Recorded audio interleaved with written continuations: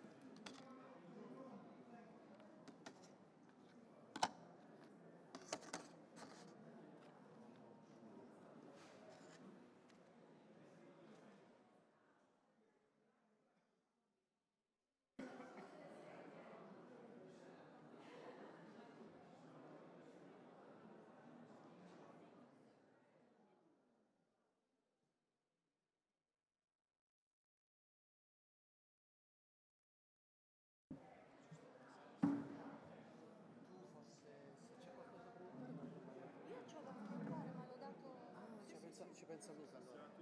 7 ore. Ok, allora 7 ore.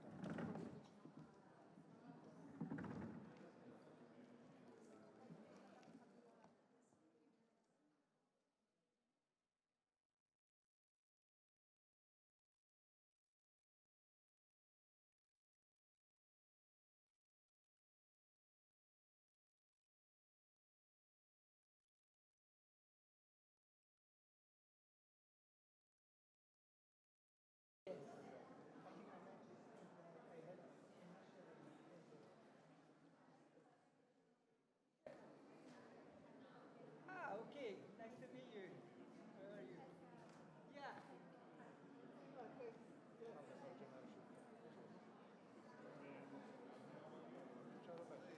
Well, sì, Ormai sei diventata l'anima di... very early. I think the very first thing I did after I came to Italy. Yeah, absolutely. Yeah, yeah.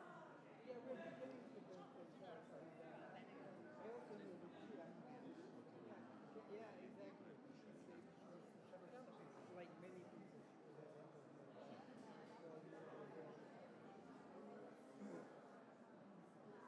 Oh, okay, yeah, yeah.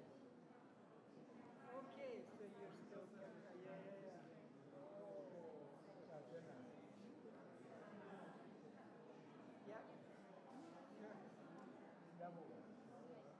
Non ci si annoia. Yes, absolutely. Yeah.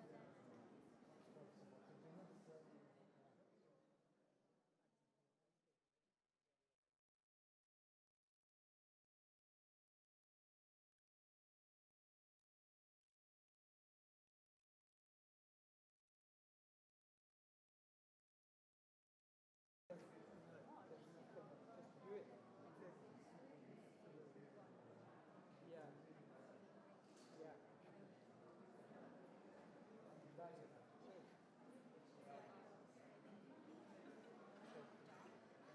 I'm ready for the job. I think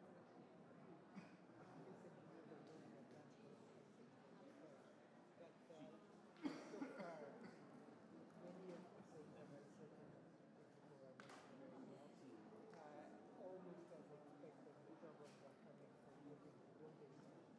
So this is.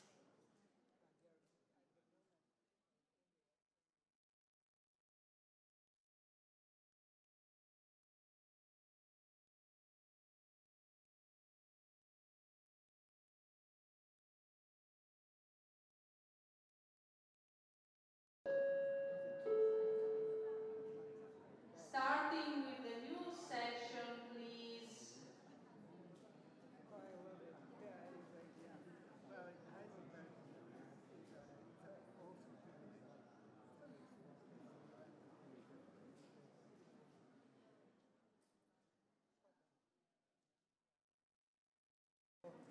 I lived in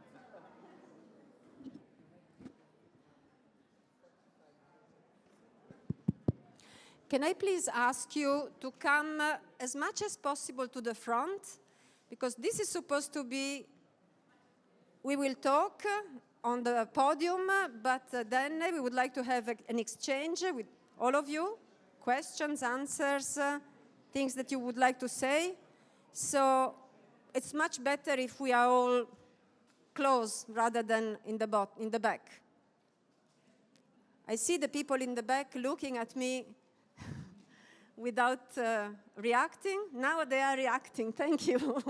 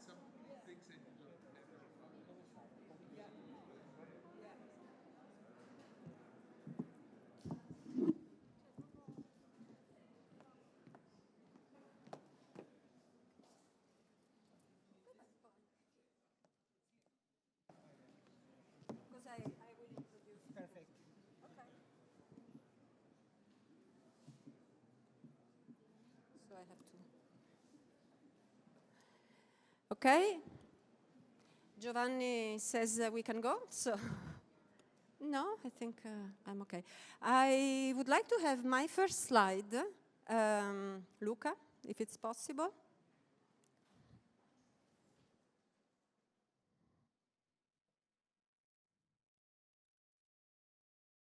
Okay, so as you know, we have now the roundtable on the human technopole and the future of Italian research.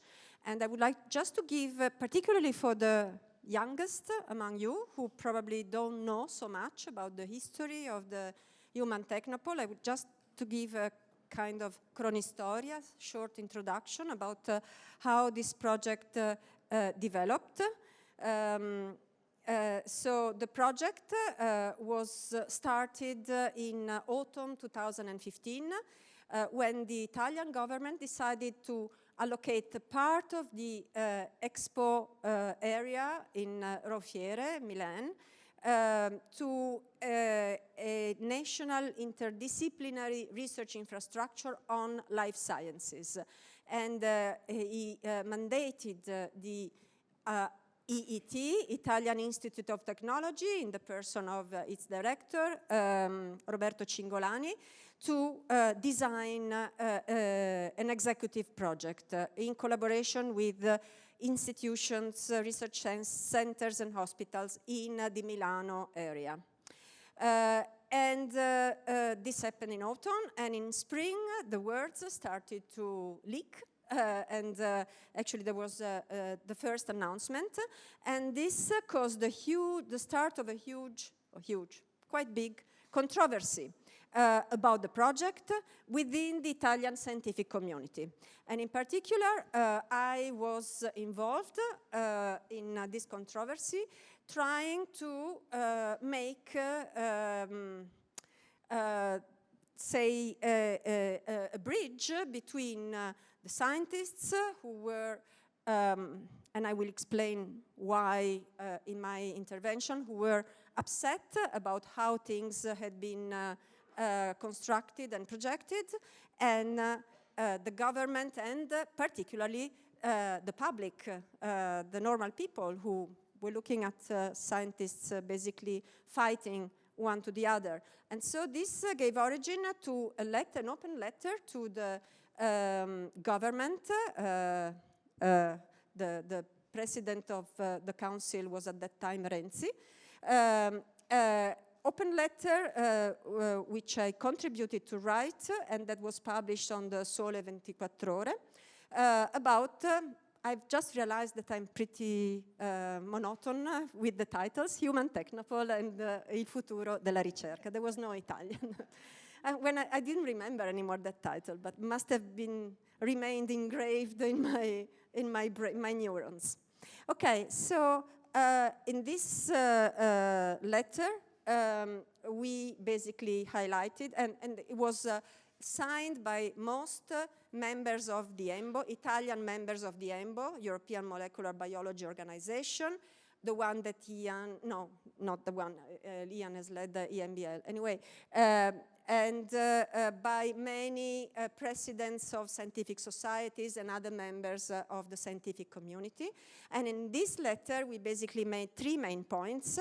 We asked the government to set up a rigorous selection scheme with open calls and international committees with no conflicts of interest to hire the people in the human technopole and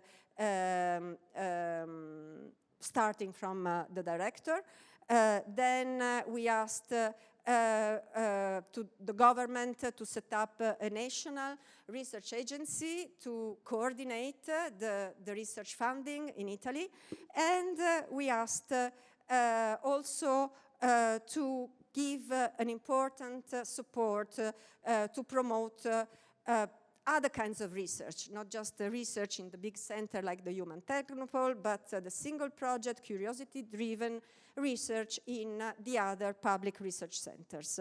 As a result of that letter, we were asked to go to Rome to meet the then Minister of Agriculture, Maurizio Martini, and four of us went, myself, Marco Bianchi, who's here in the audience, Anna Tramontano, who unfortunately left us 2 years ago, and Jacopo Meldolesi. And I must say that I was... The meeting had been positive in a way, the atmosphere was positive, but the feeling was that it was just the classical hole in the water. So the water then closes, a few ripples, and then nothing happens anymore. I must say that I was too pessimistic in this case because something did happen. And I'm pretty sure that partly it was due, not just to that, but partly it was possibly due to our action. Because things went on, and in April 2007, there was an international call for the Human Technopole Director, and there was the setup of an international search committee chaired by the Nobel Prize winner Martin Chalfie, and so I think this really satisfied our first request, so to set up a really open contest for the directorship. And then the other good news came when the coordination committee confirmed Ian Mattai as the best candidate. Ian Mattai, in my opinion, but in the opinion of many of us, was really a great choice. He has a great experience of leading an international research institute. He's been for 19 years director and then director general of EMBL, a structure that is about twice as big as Human Technopole is going to be, and he's done a great job. And in my view, he is clearly a guarantee of being a person that is above interests, about individual interests in Italy, because he comes from abroad. He doesn't have specific relationships to any research center or researcher or group, and I think he is as a good choice as he could be done. And actually now in January, Ian took service. So I thought, and I still think that we need to establish a contact and a relationship, Italian scientific community, Human Technopole, possibly IET then, and government, and people who can take the decisions. And this is why I've tried to organize this roundtable. And I'm very glad that Ian has accepted to come. And I must say that Ian in these months has, I think, spent a lot of energies in trying to make contact with the Italian community, and I think this is very important.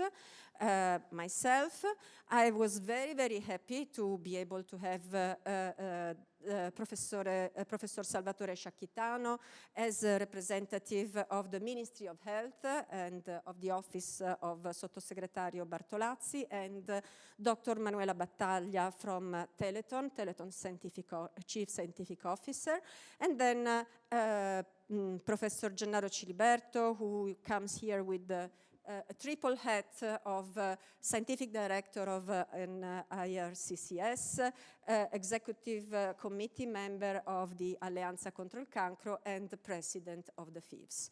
So I would like to stop here and call Ian Mattai to tell us something about the Human Technopole and his...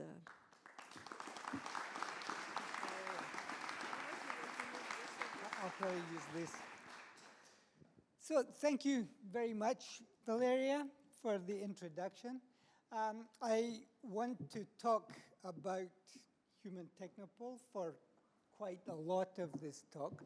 But the title of the talk, which I just realized is a repetitive title, suggested that this should be put in a broader context. And so I want to start by putting what I see could be roles for Human Technopole into a broader context, in the context of what does a country need in its research system in order to be successful. So I think there's nothing unusual in this. There's nothing that needs to be invented. Many countries across the world which have good functional research systems have all of these aspects operating in one way or another. I think the first, how does this work? Ah, okay. How come it comes out of the side? This is very strange. Anyway, it's totally, usually it comes out of the end. But anyway, it's okay. I can handle it. The first thing that's necessary, and it's necessary for any modern country, which is nowadays roughly 80 to 90% of the countries in the world, need an excellent education and training system. And in my view, and my view has been formed on the basis of many Italians that I've met in my years as a scientist outside of Italy, but also many of the people that I've met in Italy prior to coming myself to this country, and since I've met them.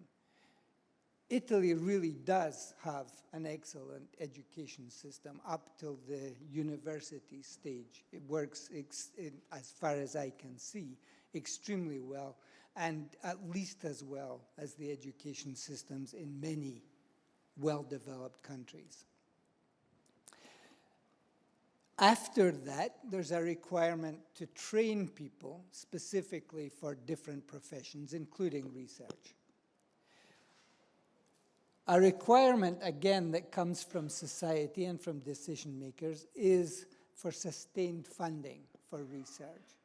And Valeria has already mentioned the fact that funding for research really needs to be done through agencies or research councils. There are, again, many good models throughout the world for how research funding can be given.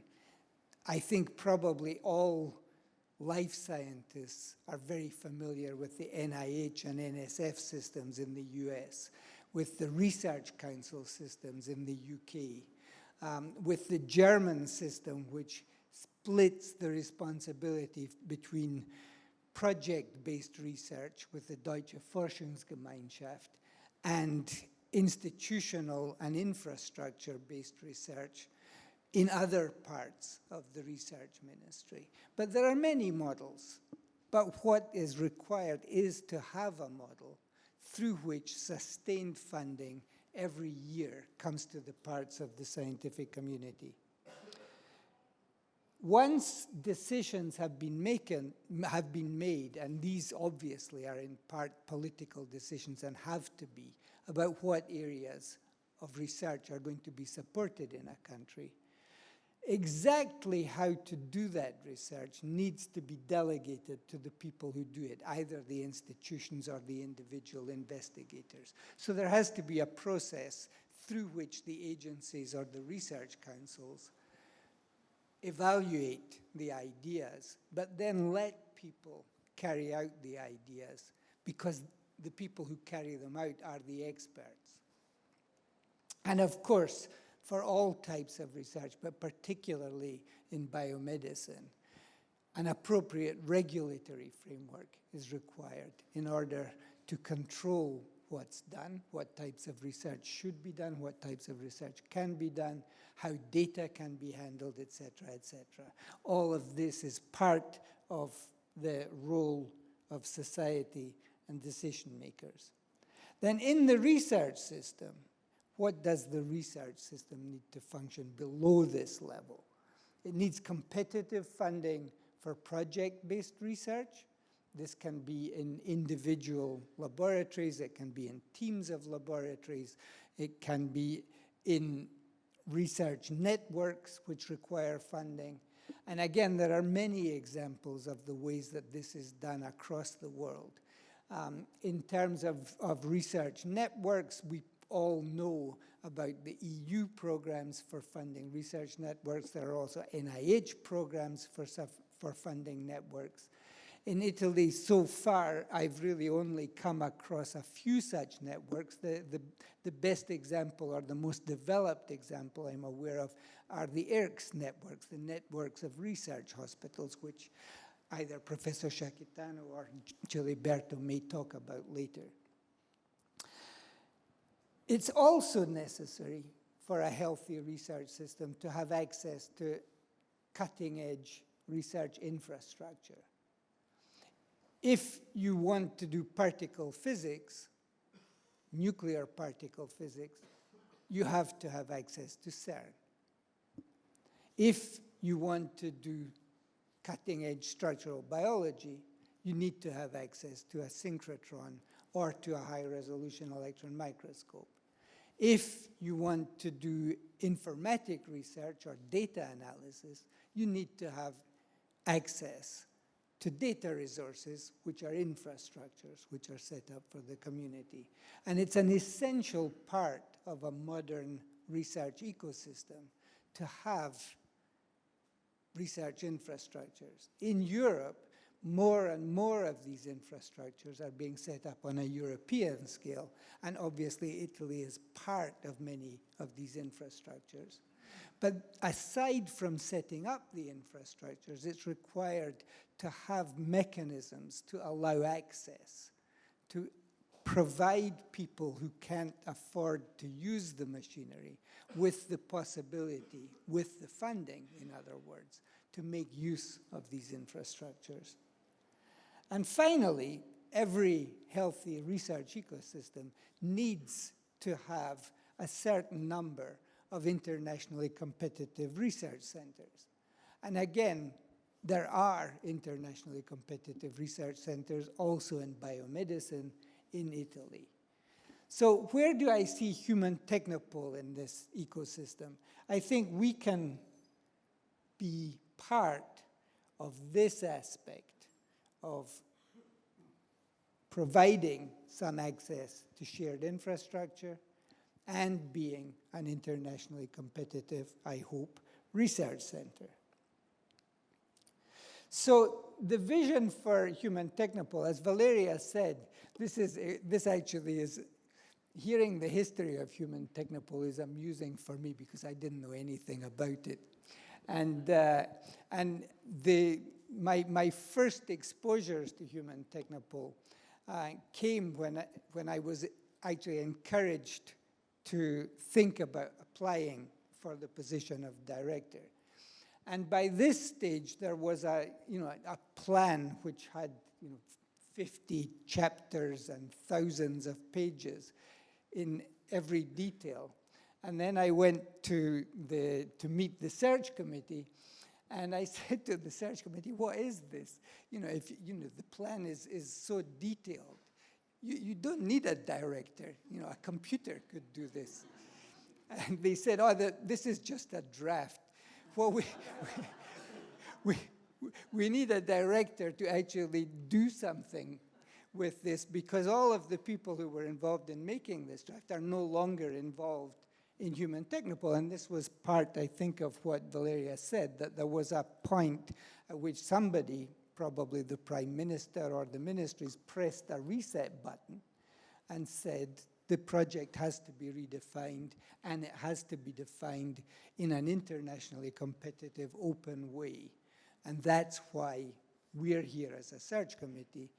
And what we're telling you is that you have quite a lot of freedom within the context of human biology, human health, human well-being, to set up a project that you think will be internationally competitive. So I hope I have that freedom. We'll find out. Okay. The idea, of course, at this stage in thinking about human health, human well-being, is to think about personalized approaches based on genomics, when you think of genomics not as DNA, but as a very broad range of technologies for looking at human beings in a systematic way. And it involves a collection of different types of science, some of which are coming from biology, but many of which are coming from engineering, from mathematics, from physics, etc. And therefore, it should be interdisciplinary. And the ambition for Human Technopole was large. It was set up, and this was, again, for me, I must say, one of the attractions, and I'll come back to this on the very last slide. It was set up to be an ambitious project. So the idea was to hire roughly 1,000 scientists. And those, again, this was one of the rules that was set up, again, possibly following the meeting that Valeria described, that they should all be hired by transparent processes using international experts to select the best candidates from open calls.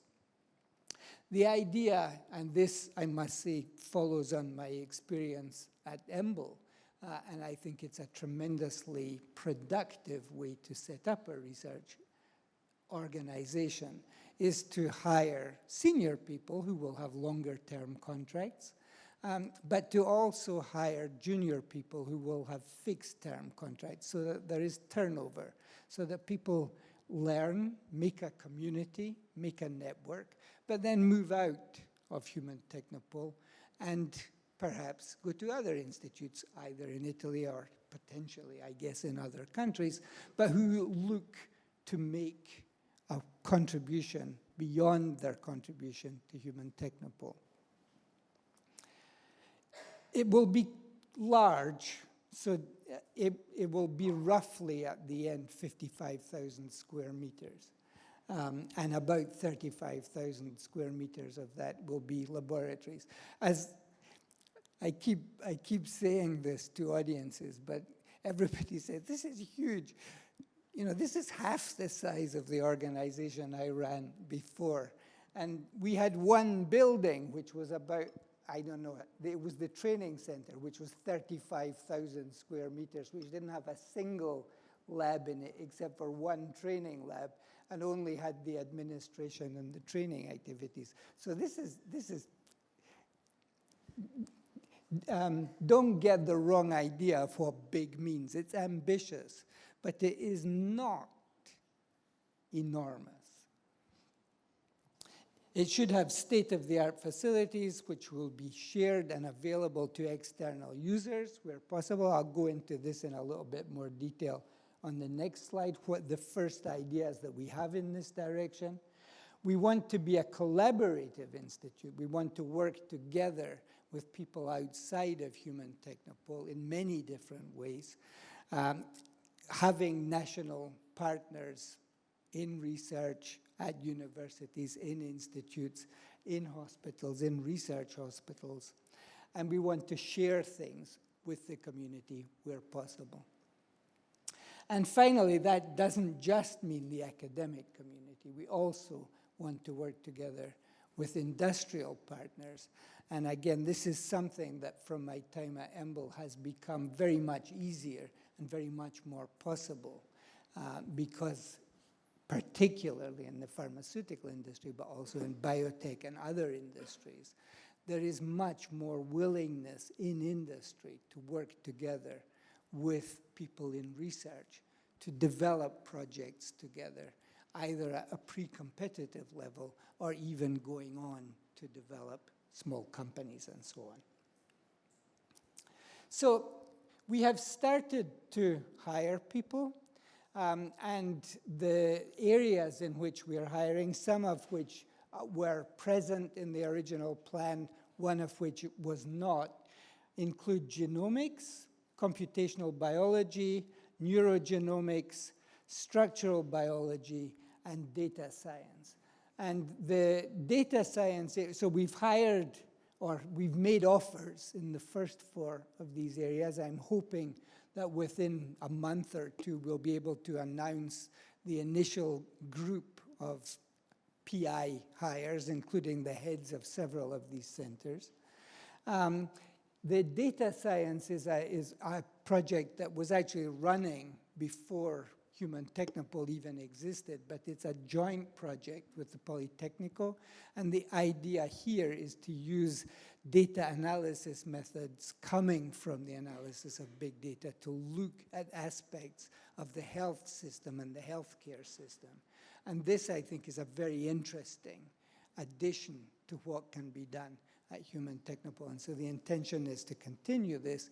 And we have a call which is still open if anyone is interested in this area, which will close on June the 21st, and then we will select together with the Polytechnico a head for this research center. So some of the initial user facilities that we plan to set up and want to use. First, a Cryo-Em user facility. This was a major reason for adding structural biology to the program.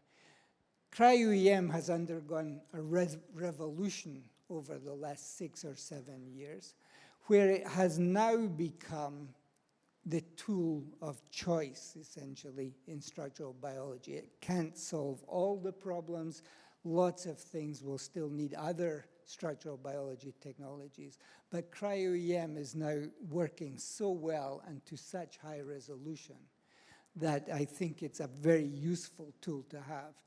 It's expensive, it's technically challenging to use. The data analysis is technically challenging. And so I think setting up a facility which will serve both in-house users and external users is one way that Human Technopole can contribute to the scientific community here.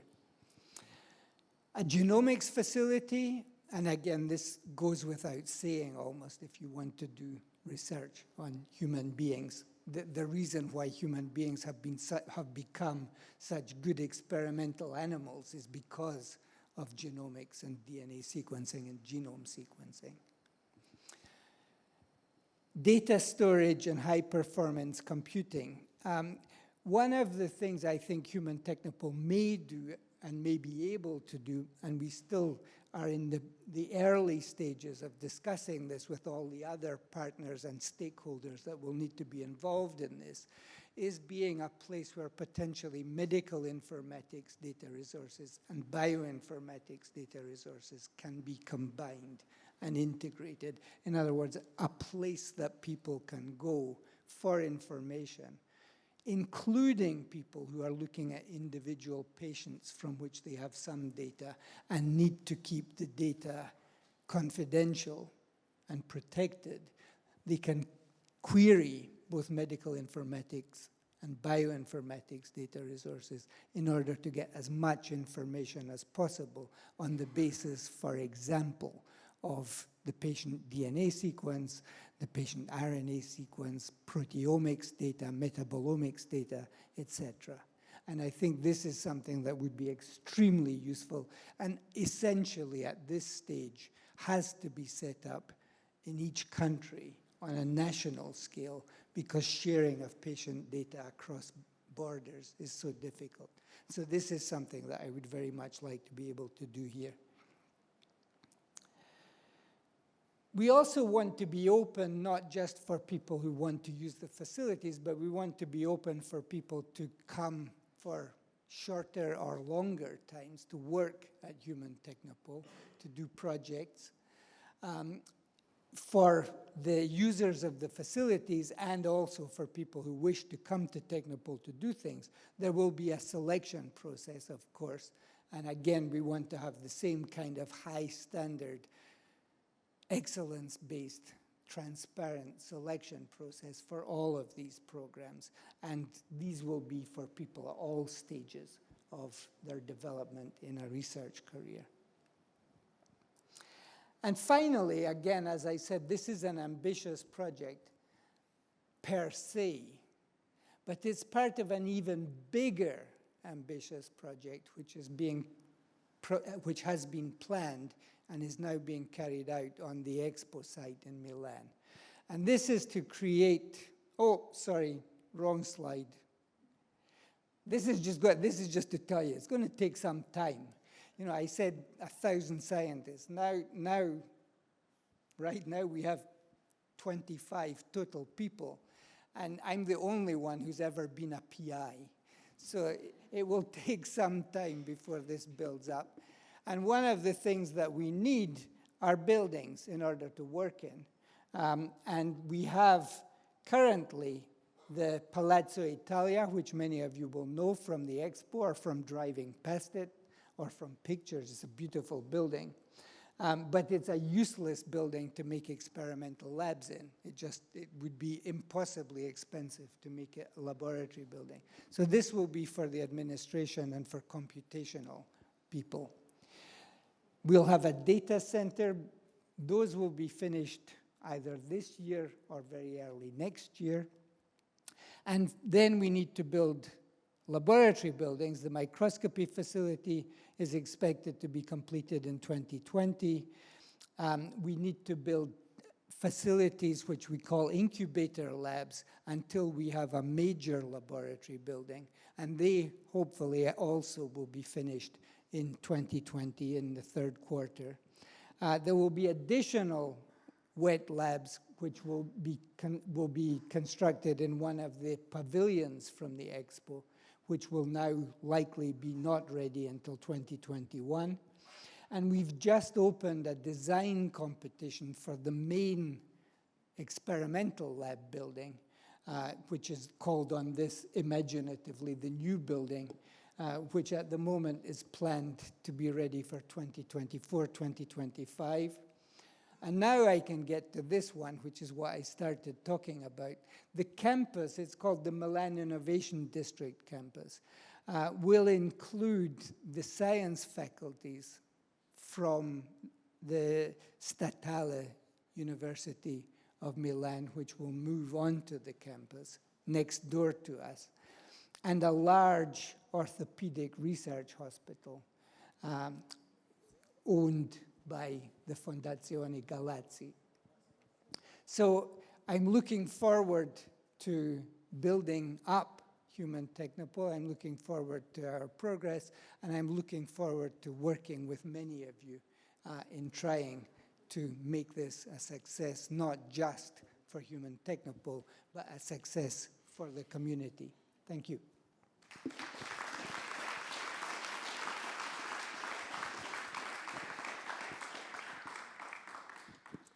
Thank you very much, Ian. I think unless someone wants to ask a quick question, I would go on with the different talks, and it's me again. And then we can have the discussion with all of you. So if I can have my presentation again.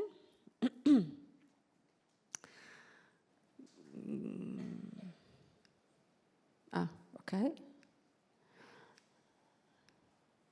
All right. So I wanted to go a bit deeper. I think some of the things are going to be things that Ian has already mentioned, and we'll try somehow we'll reinforce some of the concepts. In the end, I mean, there are just so much of things, of right things that you can say about an ecological, a good ecosystem for science and research. And I would like to start again trying to analyze what were the main reasons for the huge controversy that started in 2016 when the Human Technopole project was announced. And in my opinion, there were two main reasons. One was objections to the method. It was felt as a completely top-down initiative, born with very little, if any, discussion with the scientific community, and cherry-picking a few scientists to design the project. And these had designed the project with no connection with the scientific community.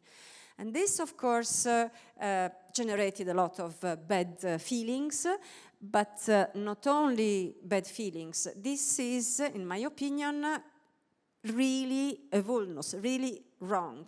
And why did this happen? It clearly, in part, happened because Italy, as Ian mentioned, and I mentioned before as well, still does not have a national research agency. That would be, or council, that would be the natural place where recognized scientists, transparently chosen, would legally discuss at tables with politicians, and then, of course, politicians would take the decisions, but consulting with the scientific community in this way. And I just take 2 slides to show you what could be an idea of the roles of an Italian research agency, in general a research agency.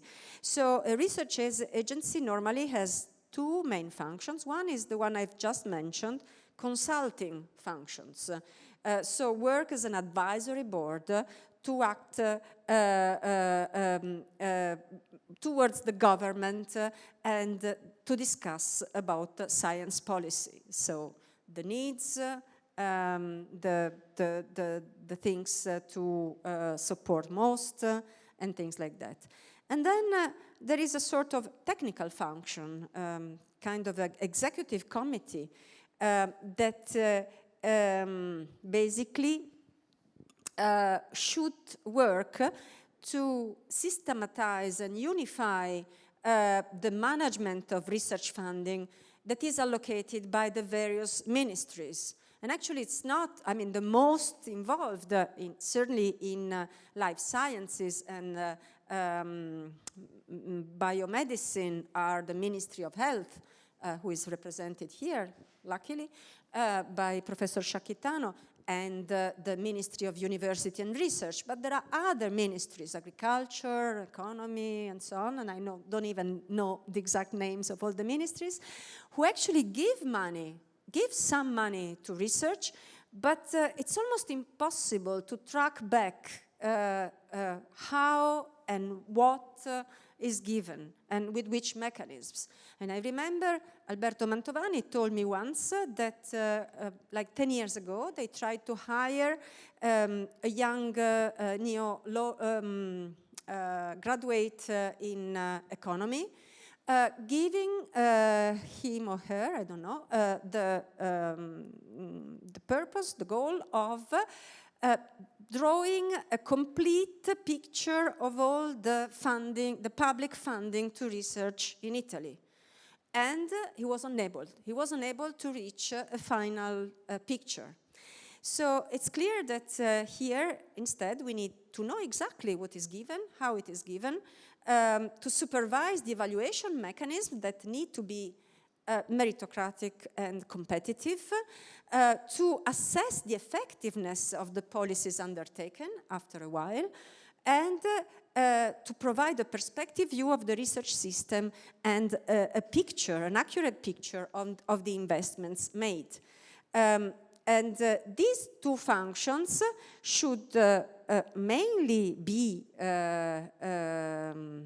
let's say, carried out by scientists, but of course with deep interconnections with the politicians. So an idea is this: it's all bi-directional with all the different ministries involved. Executive committee, advisory board will also connect to each other, and of course then through the decisions will be made through the government and implemented politically by the ministries and technically by the scientists. It sounds simple, but it's nothing like this is existent in Italy yet, and really I think that if we can make something positive in this meeting, a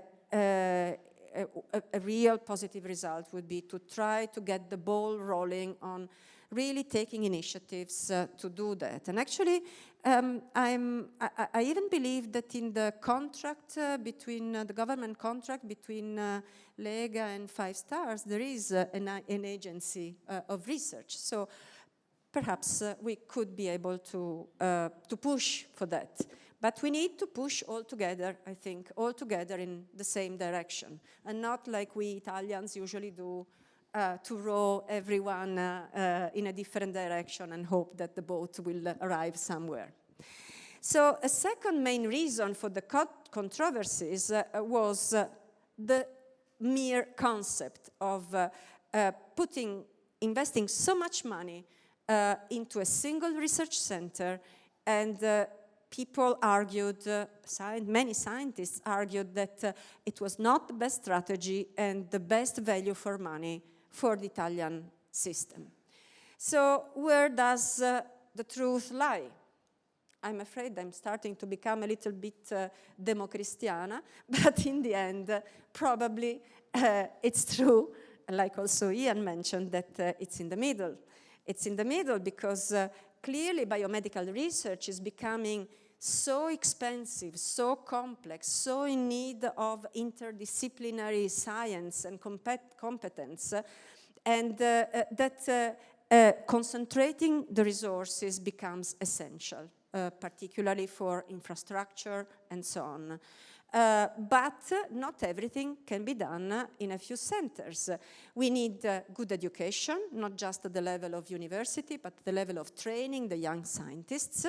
So to do that, we need good level research in the other public research institutions to be able to feed the big centers and also to be able to take advantage of their progress on what they can offer. A lot of what I say may seem obvious, but apparently it clearly is not, because it's not happening. So you should envisage Human Technopole like the other excellence centers, research centers in Italy, the few other, as an important point in the research of Italian research, because of the possibility to have the best and most expensive equipment, to reach a critical mass of people, of scientists with interdisciplinary competences. And this will enable them to get good results, to generate new ideas. And these results and new ideas should ideally, to get an advantage to the country, have a fallout on the public research centers like the universities, the CNR and so on, who are essential, as I was mentioning, for the training and education of the young scientists, who will be responsible to take the new ideas and generate curiosity-driven research and research projects, and through that they will be able to get also results and new ideas that can feed back to the Human Technopole, and ideally all this, but only this feed-forward loop will be able to generate important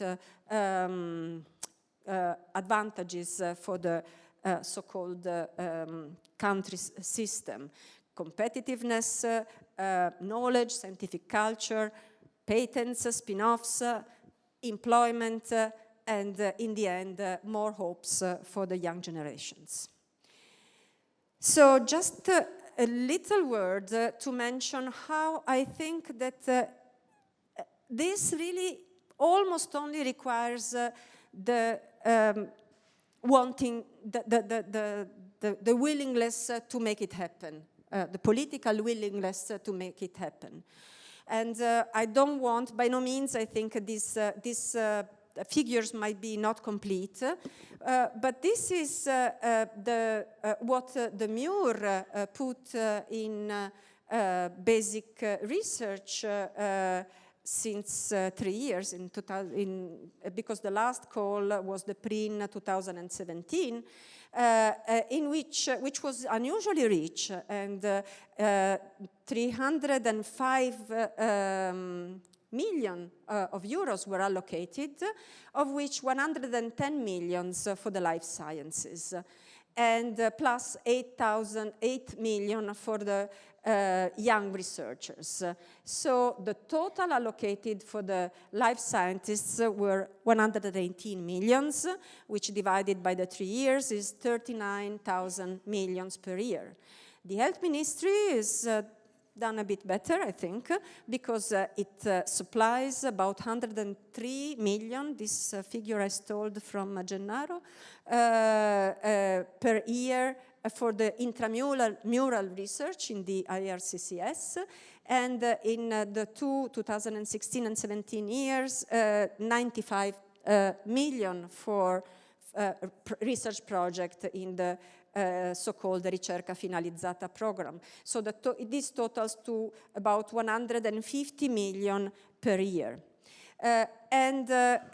The money that is invested into Human Technopole is 150 million per year in 10 years. So if you look at it from this point of view, we don't really ask much more. We would only like that at least this amount, possibly more, but even just this amount every year would be given, this 118 million by MUR every year rather than in 3 years or even 5 maybe, we don't know, and a little bit more, but it's not that much money. If you look at the figures of the country balance, it's not really that much money.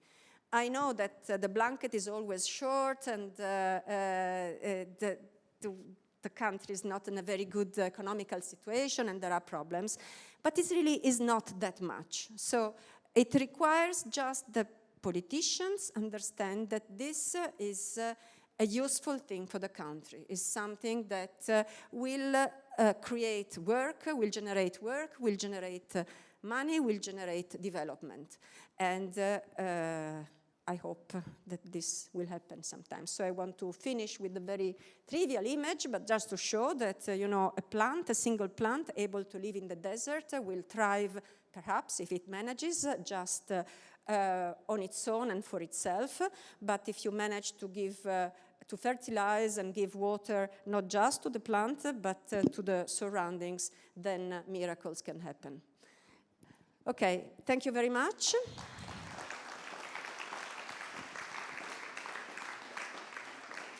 And I'll like to call Professor Sciacchitano to give us his vision. Può usare questo qua per un pointer e per cambiare le slide, e poi non so se può usare questo.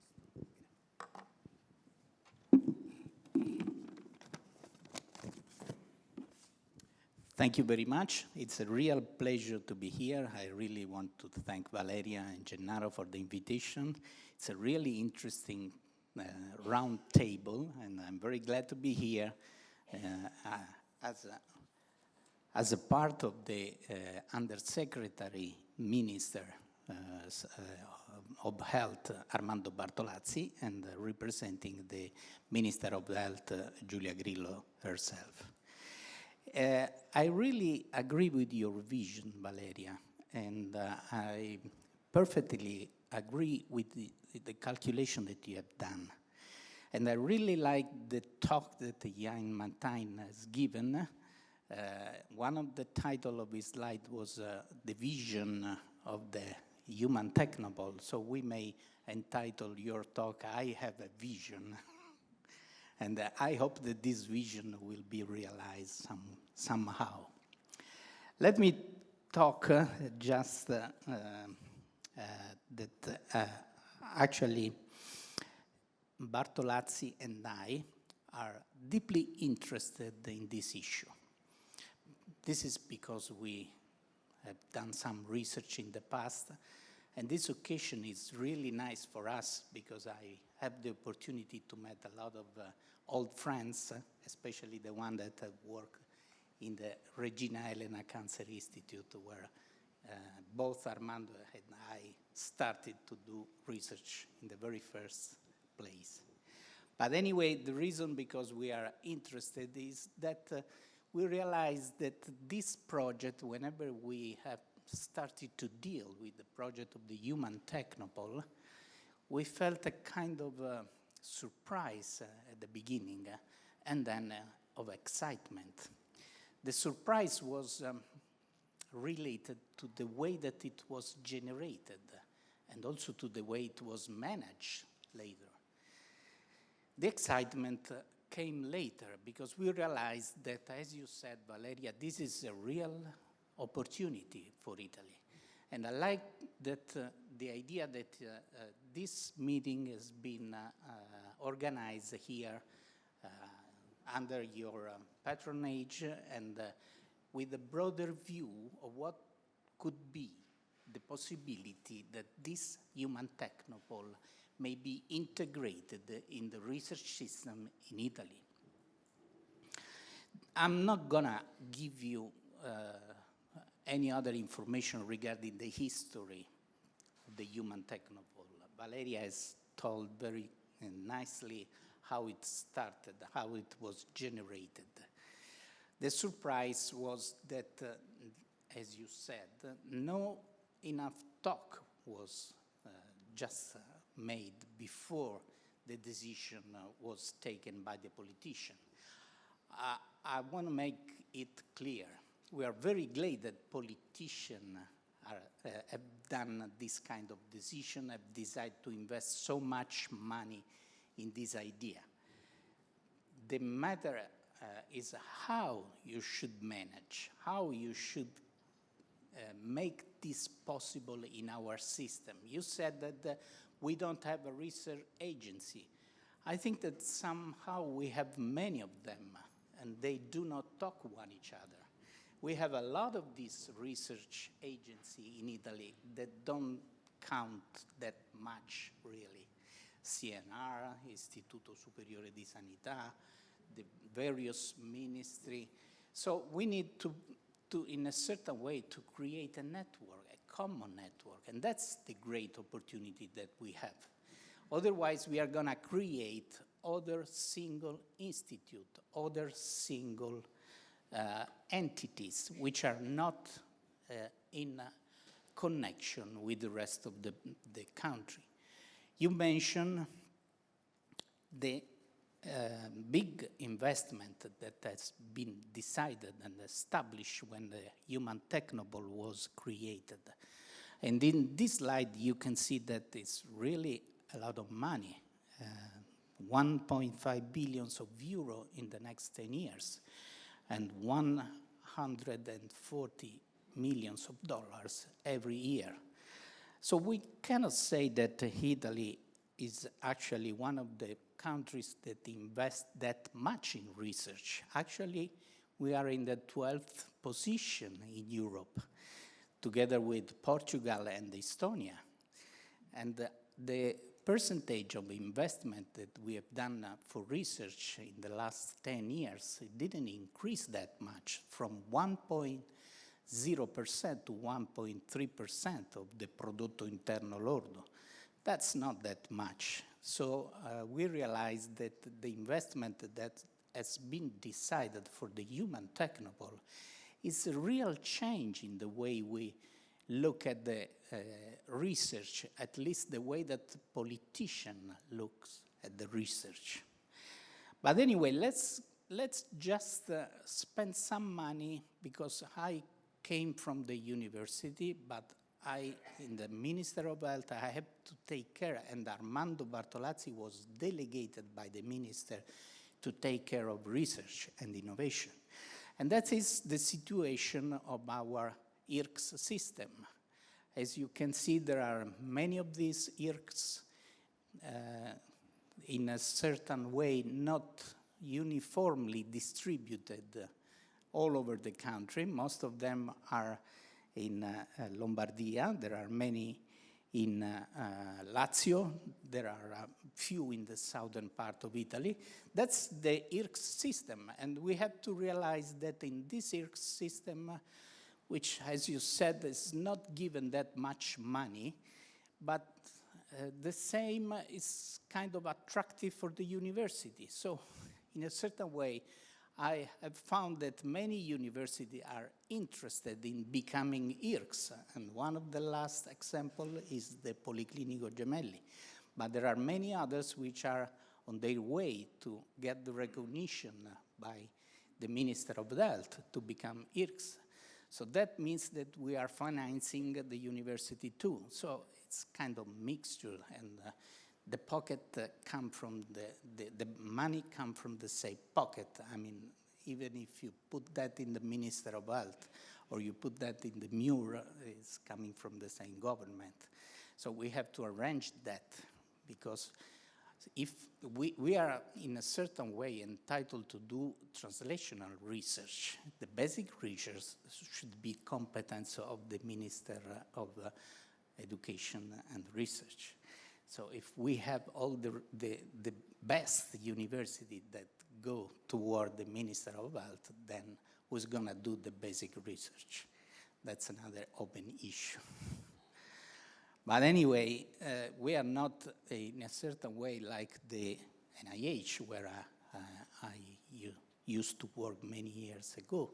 So in the NIH, the situation was planned before. As Jan mentioned, there are many models in the world in which the system has been planned before. And so they have in a certain way decided what's the area. That's something that Jan said very well. I mean, politicians had to give the direction for research. They have to tell research where they want to have the research to be done, in what area. And so what they have done in the NIH is that they have created buildings, separate buildings. Each building is one area of research. So it's kind of very planned situation. I like also very much the situation which is in Canada. In Canada, they have created the virtual institutes, so they can combine institutes which are located in different positions in Canada, which has a very, very wide and very large situation. So you may create collaboration between institutes that are in different parts of the countries. So it's a very nice model for us. But what happened in Italy? I mean, I call this kind of way that can be like the one that we have in constructing the building without a piano regolatore, without a very well-planned situation just before starting to build some buildings. In Italy, what happened? Whenever one institute has enough money, has done enough research, then they go to the Minister of Health to get the recognition to be considered IRCs. So using this model, which is the one that I used to call the abusivismo sanato, we have a very heterogeneous situation. And we have many IRCs, many institutes, which started to do the same thing. I mean, we have, and that's exactly what's the situation in oncology, what's the situation in neuroscience, in cardiology. We have 19 IRCs that works on the same team. We have 13 IRCs that works on neuroscience. We have 9 in cardiology. So it's kind of heterogeneous situation. If in a certain way, we are trying to put some order in this. And we are trying to, and Gennaro knows that very well because he belongs to the ACC, which is one of the networks that we are trying to create and to finance. 20 million, not that much this year. But anyway, that's the first step. We know that we have a lot to do, a lot more to do. But we try to create some network on that. Network for cancer, network for neuroscience, network for cardiovascular disease, for children, and for aging. So that's our policy. We are trying to put some order. We don't need other institutes that goes alone. We need to have connection between these kind of networks and the new institutes. We don't need to have single self-standing institutes. That's what we really think it could be done, to connect institutes one each other, because IRC system is very good to collect samples, to collect DNA, and to give all of this information to a central hub that could be represented by the human technopole. That's our vision. I mean, anyone has his own vision. That's our. We would like to have this included and even chosen to be the coordinator of this system, either used to be the director of all the system IRCS institutes in Italy. That would be for us a nice way to reorganize all the entire research system in Italy. And it could be connected to the university, but as I told you, the university are still inside the IRCS system, and they are becoming even more numerous compared to what happened in the past. I don't know whether this is because they don't get enough money from the other minister. It could be. But anyway, this is exactly what you said, Valeria. The budget that was established for the human technopole is exactly or pretty the same that the one that the Ricerca Corrente was given in 2018 for 51 years. So that means that we are financing with the same amount of money one institute compared to 51 IRCS at the same year, in the same situation, but with some difference. As many research belonging to the IRCS, which are in the audience, know very well, they have to give detailed data and detailed research activity reports for what they have done in order to get that money, while no specific condition was given to receive all that money every year by the human technopole. Well, not true. Well, you have some, but not at the same level. But anyway, that's another of the reasons why a lot of people came to the Minister of Health to complain about the situation. And then I go back to what you said, Valeria. It's exactly one of the reasons of the complaint. I mean, why should we give so much money to one single institute, and at the same time the other research in the years are forced to receive many money and to compete one each other? But anyway, I perfectly agree with the vision that Jain said, and I'm totally convinced that this is a good opportunity for us. And I also think that this kind of discussion should have been done before. So I'm very pleased to be here to talk about that with all of you. And I just want to say that it was about time to think, to make some thought about that, because we have to make everything possible, to make things working, to make people working together. And to do that, we need to connect people. We need to connect research. We need to create not another agency, but to create connection. Someone said that this is the revolutionary age of connection. We need to be connected. And in this way, there is one proposal that we have just made to Jain when we had the opportunity to meet him in Rome, in our minister, that this could be the occasion to create a central hub and to create the network to connect all the research institutes that in that way will be happy to participate to your collection, will be happy to furnish you all the DNA samples, all the RNA samples, all the clinical samples. Otherwise, you're going to have some problem in collaborating with the other institutes. But this vision, I think it could be realized, and the Minister of Health, Armando Bartolazzi, and I will try to do that, and we are willing to collaborate with anyone who wants to participate to this, with Jan Matai, leader of this. Thank you very much.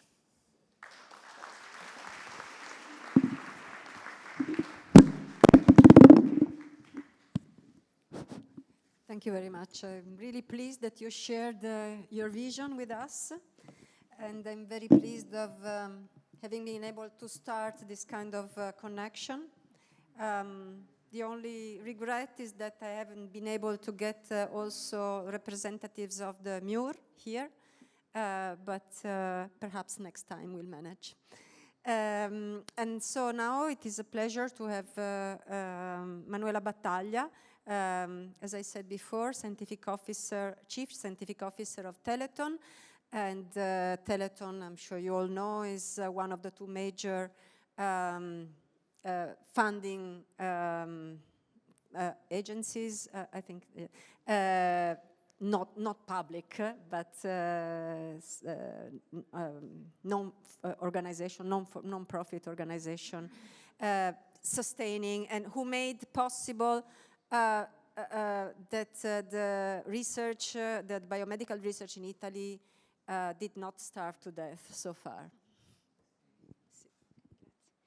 Thank you, Valeria. Thank you very much for the invitation. I'm really honored to be here and to represent Teleton Foundation. And the idea for the following 5-10 minutes is to really give you a different perspective and to present you the model that Teleton built over the last 30 years.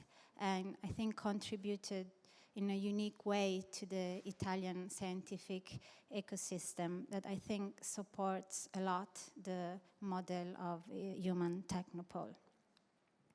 So we have a mission and a vision, of course, and our mission is to advance biomedical research towards the cure of genetic diseases. So this is the area where Teleton works, and this is very specific. It's a major Italian biomedical charity focused on genetic diseases. It was founded almost 30 years ago on the behest of a group of patients, and patients are really the center of the foundation. And they are supported through fundraising. So Italian citizens contribute every year to the fundraising and to support science in Italy. Over these 29 years, almost 500 million of euros have been invested in research. And these are the numbers if you want to go through. Our vision is really to convert the results of excellent, selected and sustained research into available therapies. This is very important, and you will see through the presentation the model that we built to really reach therapies. So we are, a strong supporter of basic science, but also are aware that patients need treatments, and to reach the level of developing a therapy, you really need to build a unique and a different model.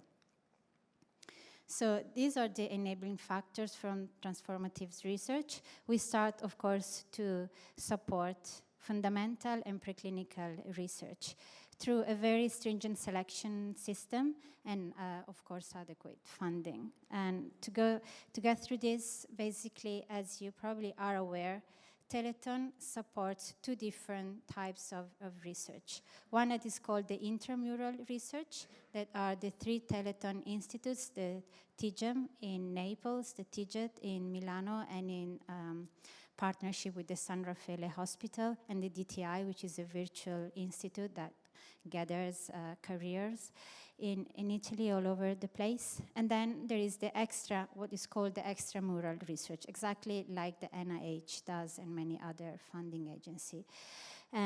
This is, again, a unique model, and I hope you will appreciate why we do this. So for the extramural research, it means all the science that is outside the institutes. We perform what we call a bottom-up approach. So through a clear peer review system, which is led by an independent scientific committee and several external reviewers, we select the best science that are submitted to Teleton through the usual annual calls. This is a quality certified peer review process, and this is unique in Italy and probably also in Europe. And there are calls on different subjects. And every year we attract hundreds of applicants that with a broad coverage of diseases and approach for really basic science to more preclinical and clinical approaches. And the selection process is not made by Teleton itself. So we have a scientific office, but of course we rely on a commission, scientific commission, that is made of international experts, not Italian, to avoid any conflicts. And this international committee uses also support from additional external reviewers that are expert in the disease or in the area that the project is focusing on. Because we work in genetic diseases that are rare, there are more than 7,000, so you can believe that to find experts is really not easy. So, and this is the way we support the extramural. And then we have also the top-down process. So the one similar of the human technopole. We think that this is also very important and crucial for the mission of Teleton, because as Valeria was saying, we need to concentrate resources. It is very important to allocate and concentrate expertise, resources, and unique abilities in one place, and to ensure this place to be funded over the years, because that's very important. Otherwise, it's very difficult to bring a project from a basic science to the patient if you don't ensure continuity of the funding. So this is it's not a competitive process, but the institutes are reviewed every 5 years. So again, we have a commission of international scientists that go through the achievements of the institutes and make a comparison between what was planned, what has been achieved, and what we will be done in the future, and make suggestions and also suggest different fund allocation. So there is a real process of monitoring the research. It's not just distributing money and then forget about the money. And I think also the Human Technopole is developing this system, and this is very, very important. So as I said, there are 3 institutes that are here mentioned if you want to have, but I'm sure you all know, and some of scientists working within the institutes are even in the audience. The only boundary that we put between the intramural and the extramural is that scientists working within the Teleton-funded institute cannot apply to the extramural research funds. That's the only limitation we put, of course, because we already give money to the institute, to the scientists, and so for the call specific from Teleton, from the extramural, those scientists cannot apply. But beside that, we try to really create a healthy ecosystem between the extramural and the intramural funded scientists. We know that this system works because we have, as scientists, we use metrics. We can measure impacts in many ways, but first measure of impact of science is metric, how well we published, how often the paper coming from Teleton-funded scientists are cited. And this is just to give you an example of the citation index. And for the last, 2010 and 2014 years, you see that the Teleton-funded scientists have been cited more than 15 times. This is much higher than average of Italy, and also higher in the interinstitutional comparison. And another important message is that 52% of all ERC grants won in Italy in the life science field are Teleton scientists. So we think that this is a clear measure of excellence, and the fact that we have supported science for 30 years in this space with this double model is a working model. And then, as I said, the mission is to go to the patients. So we are not just happy to support science. We really try to build a model that is, I think, really unique in the space of the funding agency, is to identifying projects that have a translational potential and invest in those projects and help the scientists to move from the bench to the clinic. And we do this through a technology transfer office that is very active in the Teleton Foundation. There is a team of 6 people who are really dedicated to create partnership with industry and the PI that has interesting projects. And here you have just a list of all the partnership that we have contributed to build over the years between scientists and specific biotech or industry and the scope. And another example of success that the way we support science and scientists is unique and successful comes from the story of Stream-Velis. So this is a story of a gene therapy approach in the ADA SCID immunodeficiency. So the bubble kids, the immunodeficient kids that have a deficiency in the ADA gene, the enzyme. And this approach started at TIGET, the Teleton Institute of Gene Therapy at the San Raffaele Hospital. So Teleton started this partnership with San Raffaele in 1995 and started to support the basic science on the ADA deficiency, and then contributed to develop the first clinical trial with the lentiviral, at that time was a retroviral gene therapy-based approach. And this attracted industry also, because if you want to make a therapy like gene therapy or advanced medicinal product a real drug for patients, you really need partnership, you really need industry. Otherwise, alone, even a funding agency will never reach the final goal. And so there was a partnership with JSK, so a pretty big pharma, that was not really interested in the field of rare genetic diseases, but to the tool that we developed over the years to then be applied to other diseases. So the space of rare genetic diseases is interesting because you can generate data and clinical trials faster than other diseases and other indications, and this is attractive also for the industry. The partnership was developed, and in 2016, the gene therapy approach was approved on the market. So now this is a drug approved on the market, and all kids that are affected by ADA can come to the Teleton San Raffaele Institute to be cured by gene therapy. And now JSK has been transferred to the Orchard, and now we started new partnership also with Orchard Therapeutics. And last, once you have in place all the partnership, you really need to conduct the clinical trials, at least the phase 1-2. Otherwise, industry will never be attracted by your product. You really need to generate the first-in-man data, and with those data, you can then sell your idea and find partnership. So what we did, we really developed also expertise in the clinical trial management.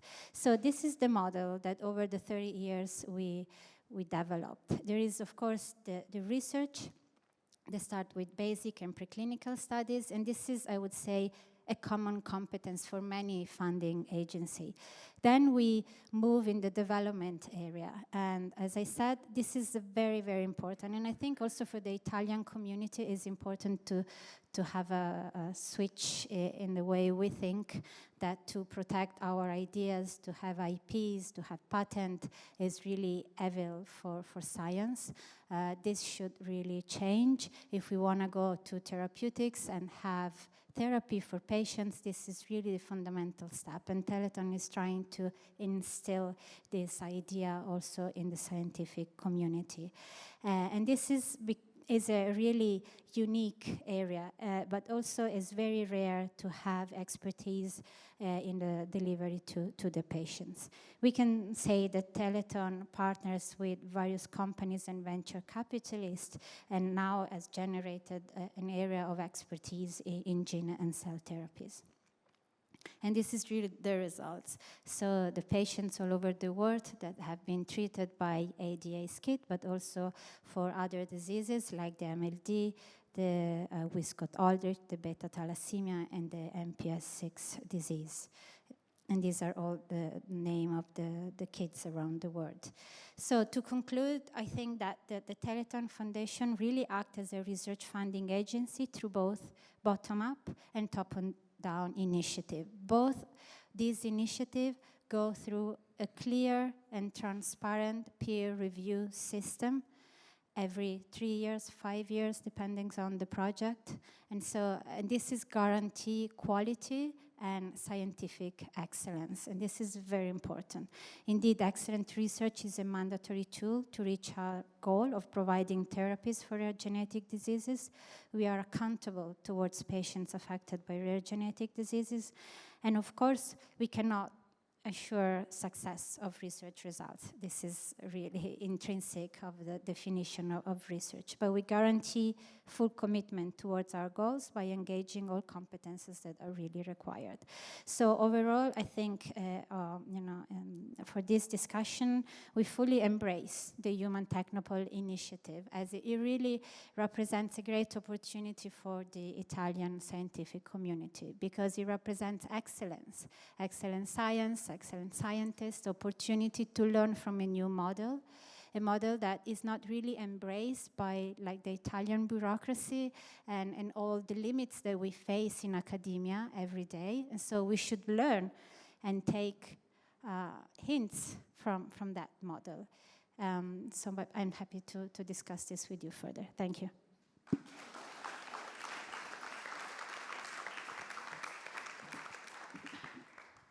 Thank you very much, Manuela. And now I'd like to call Gennaro Ciliberto and to give the last talk.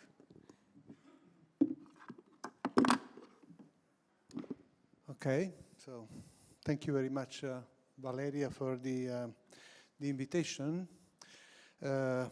It's getting late, and I'll try to be relatively really short after the previous presentations. Can I have the slides? Yes. Which is this one to go ahead? The big one, yes. I tried to push the big one.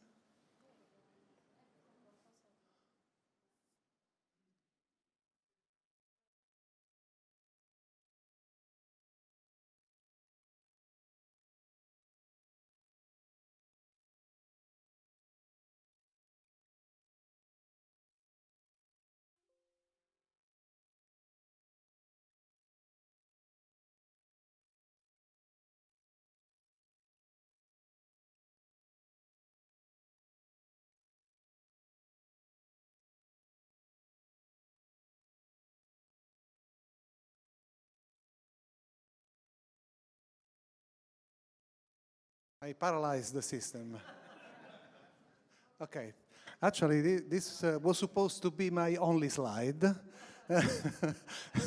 which represents the situation of Italian research at the moment overall. I'm joking. But Valeria persuaded me also to show the remaining slides. So now I have the other 50 slides to show you now in the next 5 minutes. What's the problem with this? I have to stay here. Okay.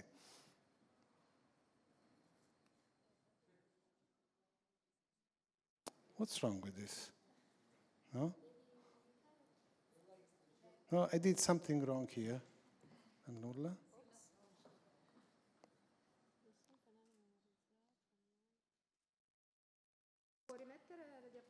Okay? Yes.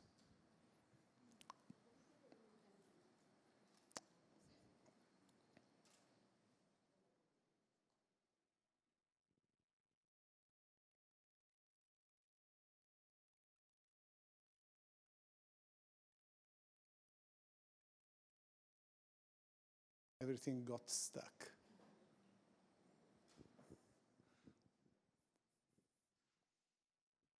So I'm going to start.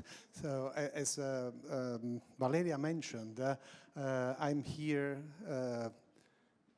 having 3 different hats. One as scientific director of an IRCCS, and for this reason I will go back to something that Professor Shakitano said. As also member of the executive board of Alliance Against Cancer, one of the networks that the Ministry of Health has generated among the IRCs, and also as president of FISV. I'm going to do an exercise. Can raise your hand those of you who do not know what is FISV? So, who does not know what is FISV? Okay, well, so we are, not so many. Okay, we are in good shape because this means something. Who knows what is FISV? Okay, good. So it's a good counterproof. Okay, something is stopped working. No, because it's a pity because I wanted to show something about. I want to show something, some data about IRCCS, which is very relevant for the discussion that we are having here. But if the slides are not there, okay, so now I have to push the, no.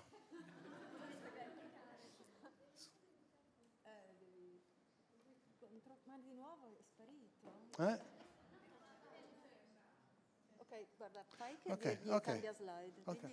Okay, I will tell you to change slides. Okay.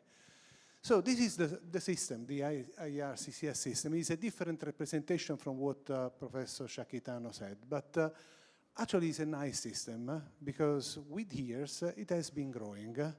And here's the productivity is very striking because you can see that there are something like 57,000 points of infrastructure generated every year by the 51 institutes that were mentioned before. They are distributed across the country. With time, however, the number of IRCCS has been growing because the system is working and because, as mentioned before, less and less money is being present within MUR within university and CNR, and so therefore also universities have tried to enter into the IRCCS system with results that we will see. Next slide, please. So this has been the incremental increase in the productivity in terms of points of interfactor, which has been given both by the efficiency of the system, but also by the number of IRCCS increasing. However, the amount of money, the total amount of money given by the Ministry of Health to sustain the IRCCS has been maintained over the last 15 years pretty much the same, with the consequence that you will see here in the next slide, because you can see that in the last 15 years or so, the amount of money of the intramural funding for IRCCS has been cut into half per year. So you can see on the left-hand side that in year 2000, the then IRCCS, which were 35, were getting average 5 million euro per year. And now the average in year 2018 is 1.98, 2 million euro per institute. So this is actually the big issue. So I think we need corrective measures, otherwise the system is going to implode. This is my, and this is the first point I wanted to make on this. So it's important then what Valeria was alluding to, that in order to sustain the system, the network of the institute, the Italian government has to put in place corrective measures. Let's go to Alliance Against Cancer. Next slide. So Alliance Against Cancer is the first network among IRCCS to have been built, and it was instituted in year 2002. It's been reorganized recently, about 5 years ago, and it's been growing a lot, because initially, the initial funders of the network were only 6 institutes, 6 IRCCS. Now, you can see in the next slide how many are we. About 25 institutes. So 25 out of the 52, of the 51 IRCCS are within the network. And the reason, because they came into the network, is because there is money, and there is real money. And so everybody is going where there is money, which is perfectly understandable. But there is another important reason. So the fact that there are elements of the network that provide quality. So there is a possibility within the network, if we have nice programs, to collaborate, to make very strong programs, which are impossible to do by a single institute and can be done only at a network level. And so the main thing that we do within Alliance Against Cancer, next slide, is to do genomic screening programs at the national level, trying to introduce NGS everywhere at low cost, to make it affordable to everybody, to generate a huge amount of data, databases of genomic data which can be interpretable. So we obviously have several programs. We have several working groups, and the next slide is depicting how we are organized. We have a central group which is basically inspiring all the other groups, which we call ACC Genomics, which is actually conceiving the strategy in terms of genetic and genomic screening. And then around this, we have individual groups working on specific diseases and running projects all over the country.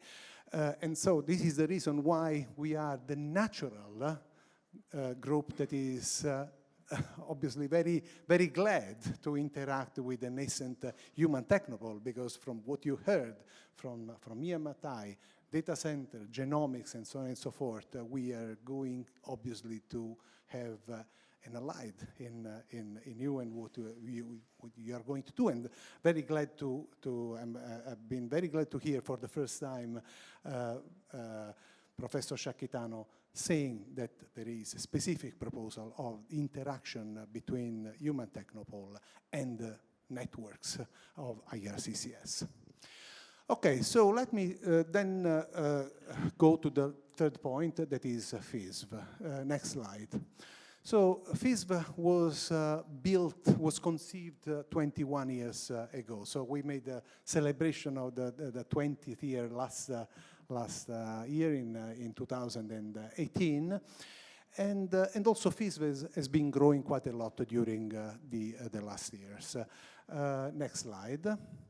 So the FISV is a federation of societies. It's not a very wealthy federation, because actually it is sustained by the funds that we raise during the congresses that we organize every other year.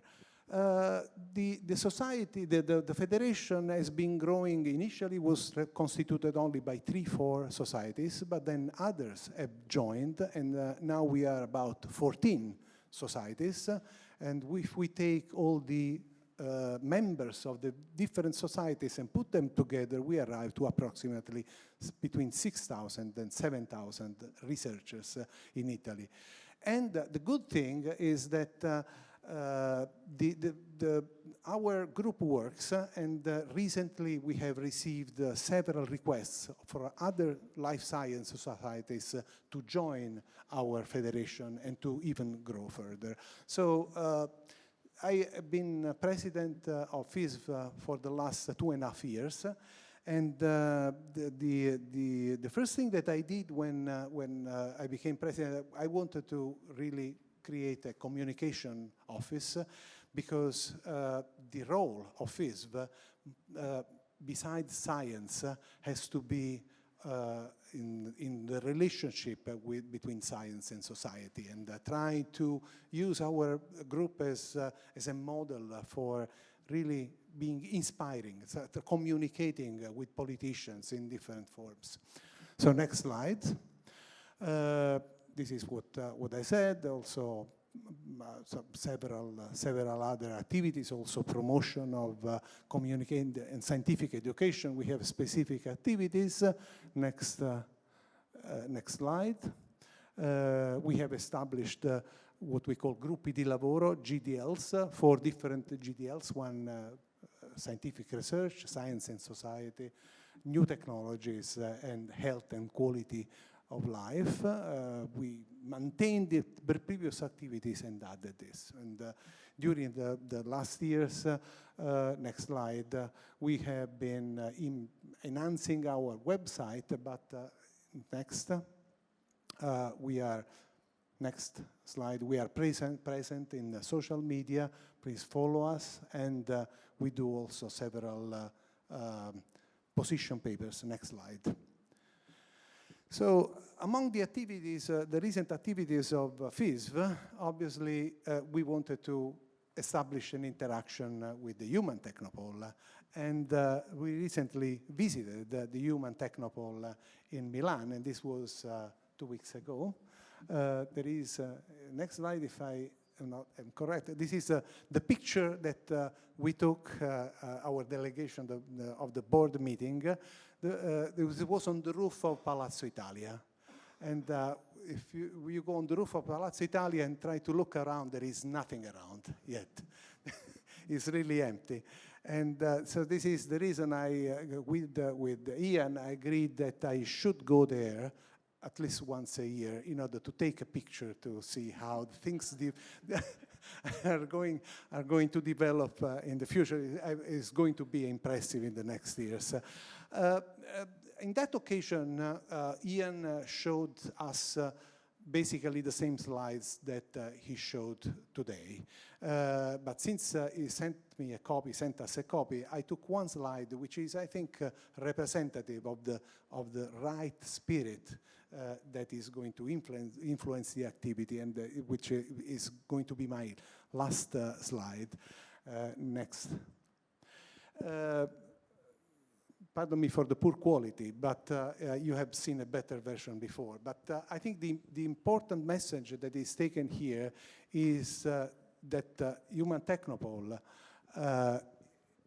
is going to be an open laboratory where obviously there is going to be conducting its own research at a very high level, but it will be an open opportunity for our best scientists wanting to work there, coming from universities, from other research, public research institutions, spend there a period of time and come back. So it's going really to foster research.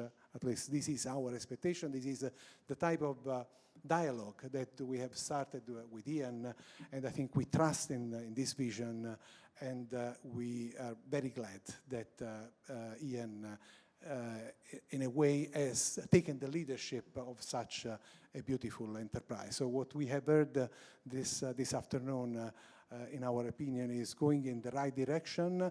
It's a pity, and I want to remark this, that the Ministry of Education is not present here. We also invited the ministry at a meeting together with Accademia dei Lincei, at Accademia dei Lincei, to discuss about support to research, and unfortunately we didn't get any reply from them. And so we have part of the research in Italy, which is actually, we have limited funding, but still the health part is, in our opinion, relatively well covered. But the basic research at the moment is suffering a lot. It's a big missing piece. And I hope that we can try to work together to raise this point to the politicians, because actually a country without a significant investment in basic research is going to be obviously suffering and is going to be missing competitivity inside and outside. Okay, thank you very much.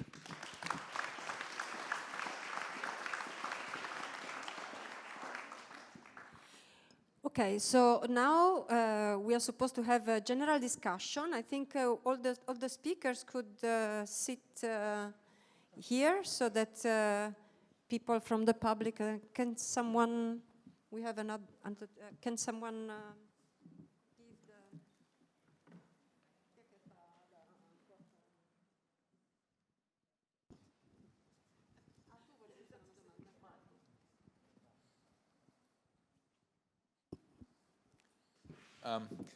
I have a question which something really struck me and I didn't understand.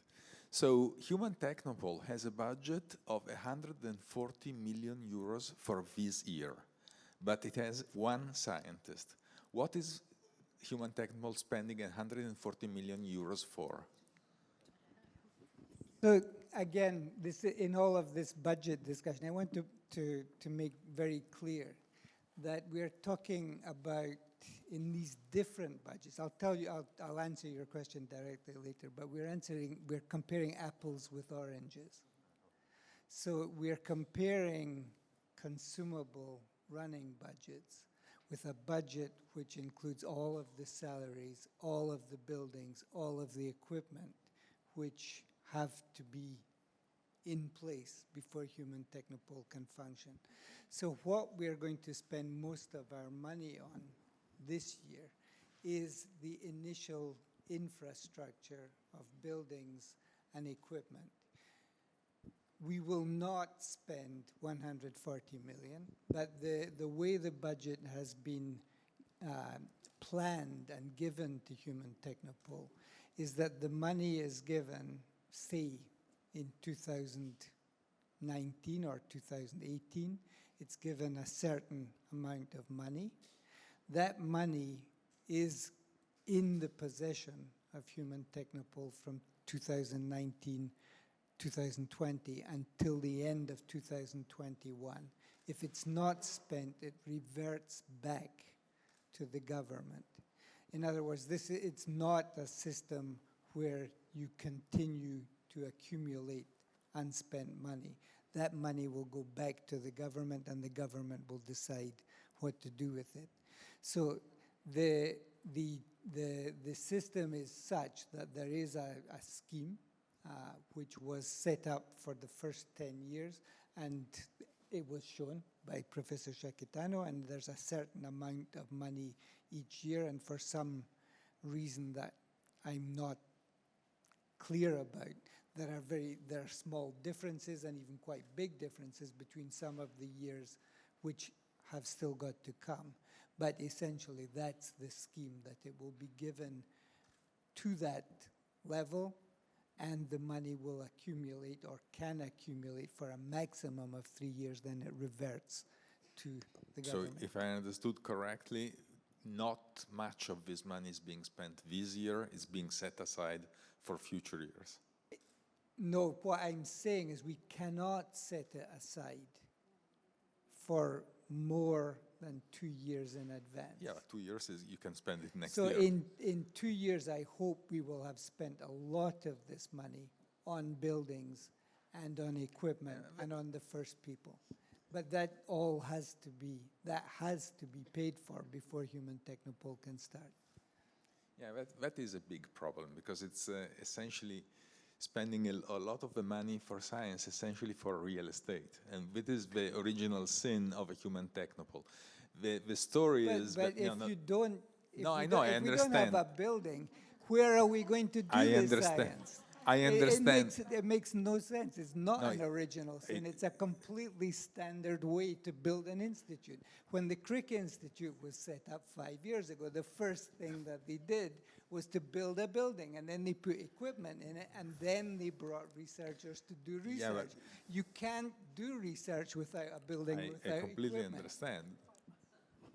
So I guess that, sorry if I interject, but I guess that when you talk about spending money for infrastructures, you allude also to basically committing money, both committing money to spend, not actual spend.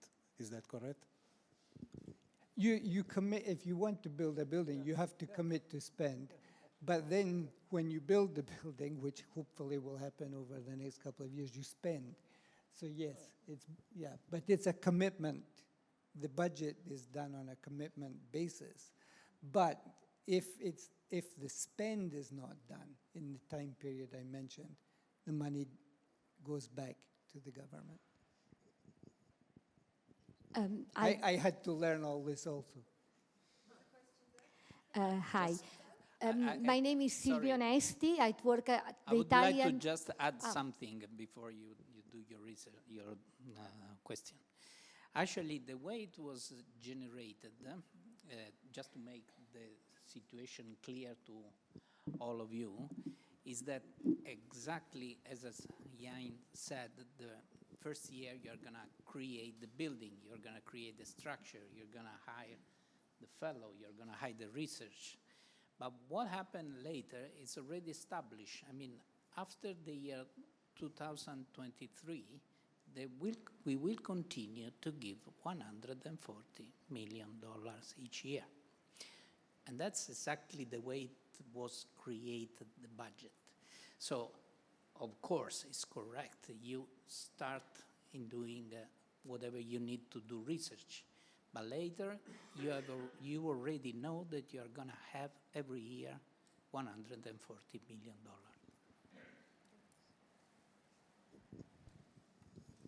My name is Silvia Onesti. I work at the Italian synchrotron facility. I actually moved back to Italy just a few years ago, and I was absolutely amazed to see how little funding there is in Italy for science, and I've seen the creek being built. I've got close friends working there, but this is in a country where there were multiple options to fund research. I got money from the MRC, the BBSRC, the Wellcome Trust. You could get more than one grant from each of these institutions, and here in Italy, I find that my only potential source of funding is the Italian Association for Cancer Research, which funds one grant only per researcher. So I feel these institutes are, very important in science, but in a context where there is a reasonable amount of funding for researchers spread at the universities and in a number of other institutions. You presented the data from the PRIN. Well, that's an unusually wealthy PRIN, and is unusually wealthy because the government used money that has been left over from one of these institutes that has been funded a lot more than the rest of Italian research. So in the past, the amount of money that was available for all the research, my partner works in Italian literature and competes for the same pot of money, that was about 30 million a year. So I feel, if all what Valeria said will happen, I think there is, I'll be very glad that the human tech monopole, will be established, and I hope to be able to use the Cryo-Em facility, for example. But my worry is that if nothing else in Italian science works, well, I feel that money would have been better spent in giving a boost to Italian science. I mean, I have colleagues which, I work in a facility where there is a bit of internal funding, but I have colleagues which are very good and are desperate to just, get a minimal amount of funding for research. Can I say something? I think I agree with you. The point is that I don't think that without the human technopole there would have been that money given on research. So we have to take this into account, and we have to make the best of it. the best of, anyway, a government who made a kind of, for Italy, bold move to decide to do something that is ambitious and is timely.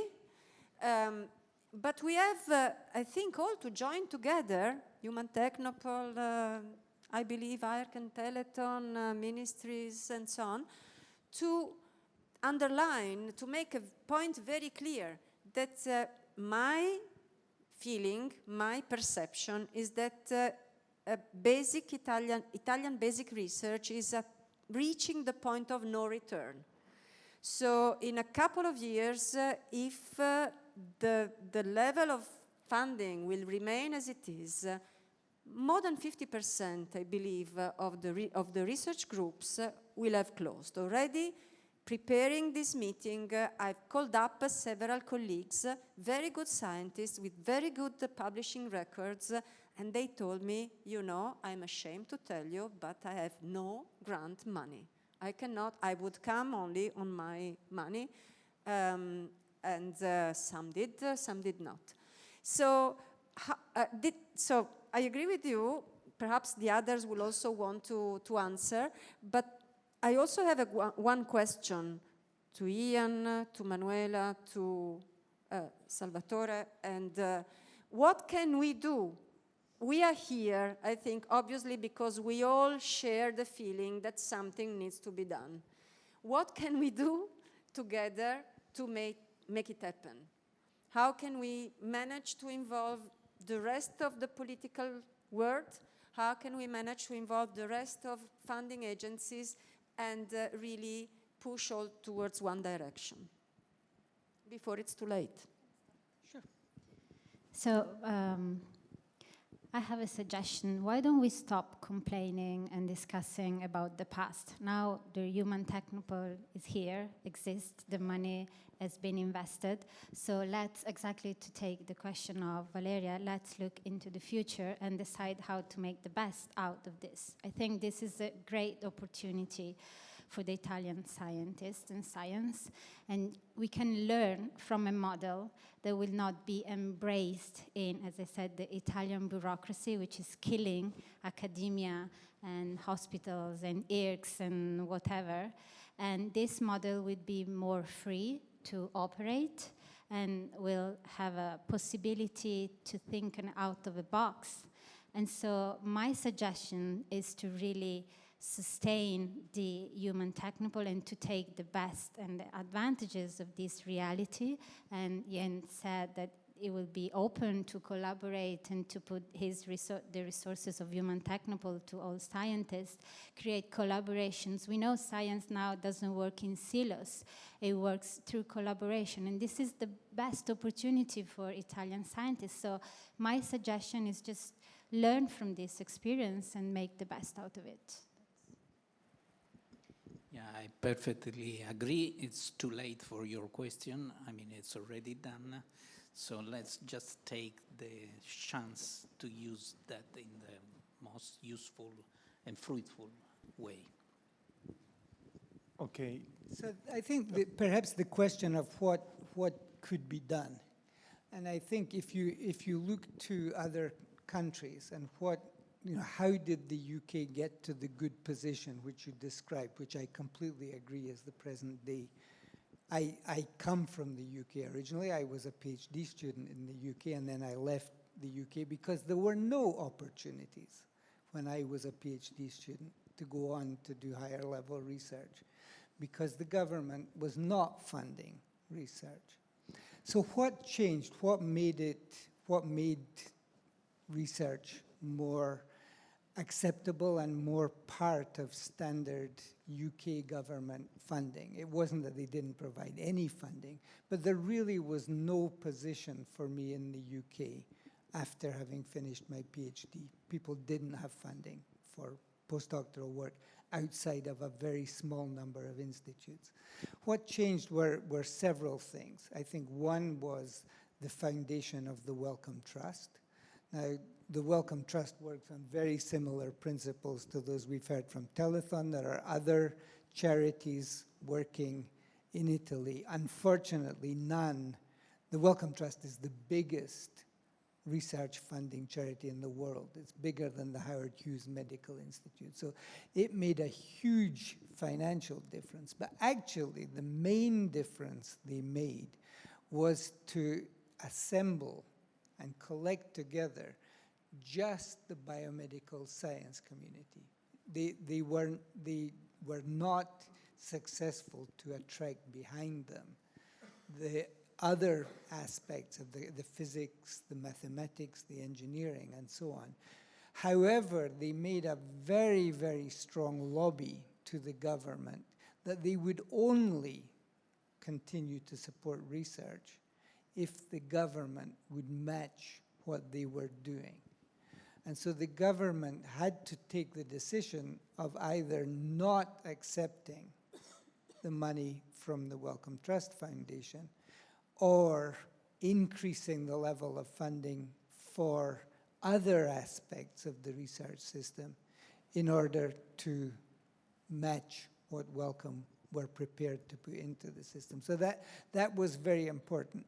But the other aspect of what they did was to work with the community, to create a community, and to talk to the public, because politicians listen to some extent to lobby groups, particularly if the lobby groups have money.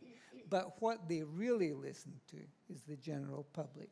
And so there was a lot of effort to communicate with the public about the necessity to have research going on in the UK at high level in order to promote the sort of thing that Valeria said, to promote job creation, to promote innovation, to promote wealth and a knowledge-based economy in the words of the 80s. Became a very big rallying cry also for the public. And this necessity, I think, to work together as a community, which also was just referred to, in order not to say this part of the, I'm not in a position to talk, but there's no point to say that institute has lots of money, give it to me because I can do something better with it. That is not going to work. What politicians are going to do is to say, okay, if we don't need that institute, we'll just close it down. We won't give the money to another institute. And I think the community has to work together as a community and has to have the same goals, which should not be for specific and, if you like, selfish needs, but should be for the needs of the whole community, because the whole community needs all of it in order to be robust and in order to survive.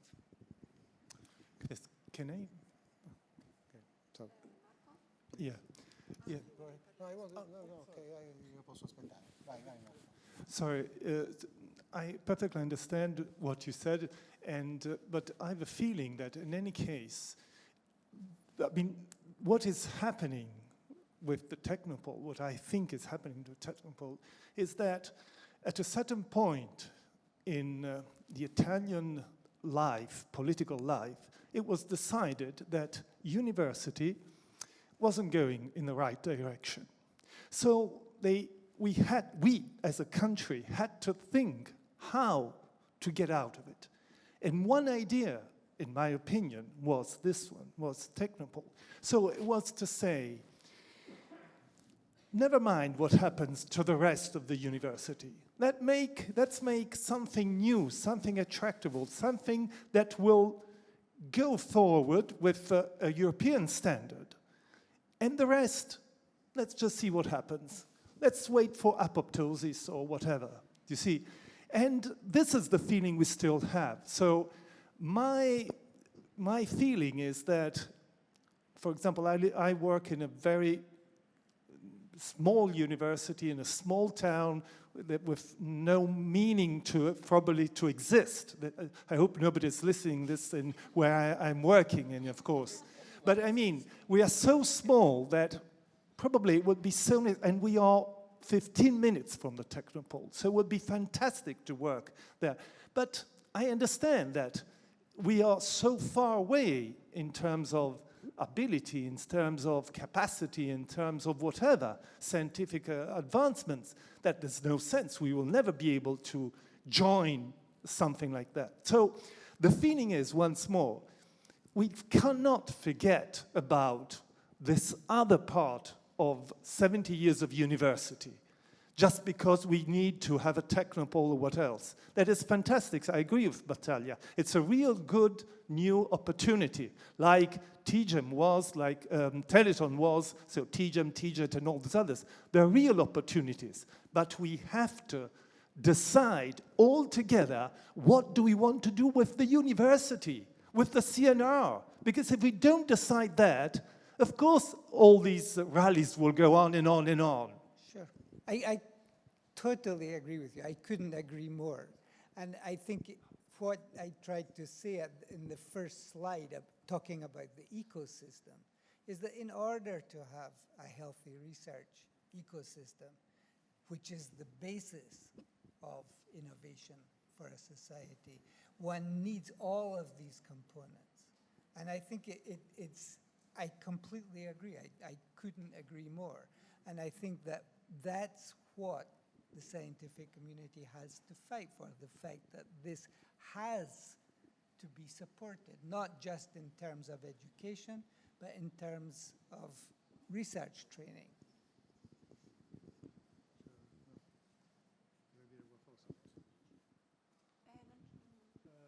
So, Somebody has so can I ask a question?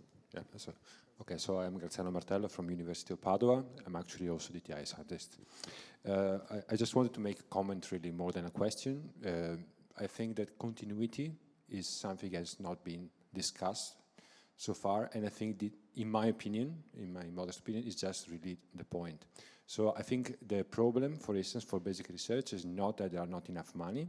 If we calculate over 10 years, right, it's just that we never know when we get it. Okay, in this, at least in this respect, being part of like IRCS is much better. I mean, you got fewer now, but at least you get something every year. So I'm just making a comment here, just say, this is really the issue.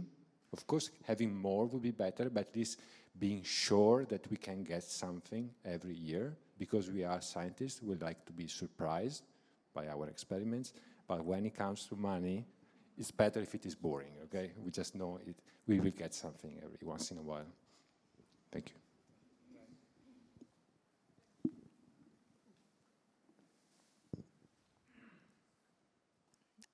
I'm Serena Carra from the University of Modena, and I came back from the Netherlands after a few years ago, and I established my own lab, and I'm really glad to see that there will be the possibility for persons that have a position in a university to have projects in collaboration with the Human Technopole. And I really think that this will be the key to really have something that we need, an excellent research environment, international research environment, when we attract people from abroad, to have also the collaboration with the good people that are there at the universities and then want to do good research. Because what I feel I still consider myself as a young, although I'm not so young, there is part of the university, of the academia, that is really putting a brake on competition, on excellence, because, I mean, we like our comfort zone, but we have to expand this comfort zone and challenge ourselves every day. And there's part of us that don't like that. So I think that having this opportunity will be great, and especially will attract the good people in Italy that we have that want to do good work, and they will have the possibility to do this. I really hope this for us. Yeah, I would say that at least one very good, excellent research will succeed in attracting this young. And I surprised to realize that they came here because it didn't get found in UK. So this is... That was a long time ago. That's something that we should be proud of. I wanted to say something, just to bring you, with the risk of being a little bit repetitive, but I want to bring you to a small exercise. So let's make an assumption. The assumption is that we are already near 2024, 2025, when Human Technopole has been built, and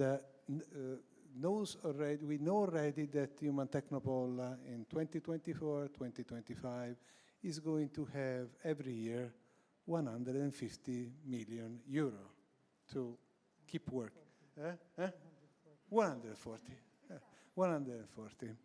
So at the same time, if we leave the situation as it is, the entire IRCCS system is going to have 150 million euro for maybe how many institutes at that time? Because everybody will probably make requests to enter into, as I said, we will not be 51 as now, but maybe 60 or 65, which is going to be, if we don't do anything, we risk the complete collapse of the system. And let's not think about what is going to happen in universities. They will be worse and worse because they are already now in a much worse situation. So we need a big coalition. We need a big coalition. We need, as a scientific community, to try to talk. And so we are lucky that we are now at the Ministry of Health. At least we have Armando Bartolazzi and Salvatore Sciacchitano, who are researchers and they know the word, and they can do something for us. But we have to be more vocal, more. We have to communicate this. We have to go out. We have to push to get more money. It's going to be extremely difficult because the political situation in Italy is diverting money towards other priorities, and science is not a priority, research is not a priority. But if we don't say anything, so then the situation is going to get even worse and worse. So it is important to try to establish, to make a coalition. As Ian said, we don't have to point finger to the institutes that get more money, because I am better than the other, I want to get more money. We need to be united, and definitely we have to speak up, because if we don't speak up in the social media, in the journals, in the newspapers, and we have to do this and not hide ourselves as we have basically done for the past 10 or 20 years. Well, let me tell you that this is our commitment, and we are really focused on that. And of course, we have to work together with the Minister of Research, of Education and Research. There is no doubt that we need to work together with them. Can I ask you a question? Provocative question. Have you ever managed to talk, you or someone of your ministry, to the Minister of Research about these issues? We are organizing together with, Giovanni Leonardi, who is the General Director of the Innovation and Research Department in the Minister of Health. We are organizing a meeting together with the Minister of Research and Education. We know that the issue is a relevant issue for them too, and we hope we can find some way to collaborate. There is need to do that. What I really think, to underline what Gennaro was saying, I agree perfectly. I think what we need is to be able to make one simple concept clear to politicians, to the public, of course, because the public is the votes, and so then to the politicians, which is without a change in the funding, even the money that is put in the funding is going to be wasted. Perhaps not wasted for the single researchers who will be working there, but it's going to be wasted for the country. So we need a leap of faith and really, but we need the public and the politicians to understand that, I think. Yeah, what Gennaro was saying before is exactly what happens whenever you grow.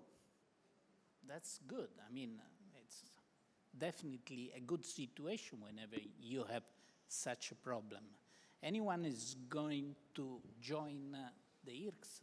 So that means that the evaluation system is good, the money are good. So there are good things that we should keep in consideration. So it's a problem of growth. We need to grow. Okay, so I think we are past far the time. I really like to thank all the people who followed that to us. I hope that there are people who have followed the streaming. And I would like to thank all the speakers. And I really will try to make a network of all the speakers so that we can keep in touch with the initiatives and things like that.